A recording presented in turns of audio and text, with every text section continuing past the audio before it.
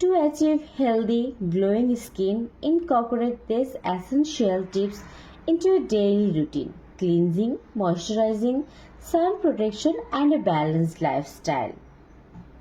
Extroversion is the main important part. Healthy lifestyle, diet, sleep, stress management, and obviously don't eat any kind of sugar. All of these things your skin become dull.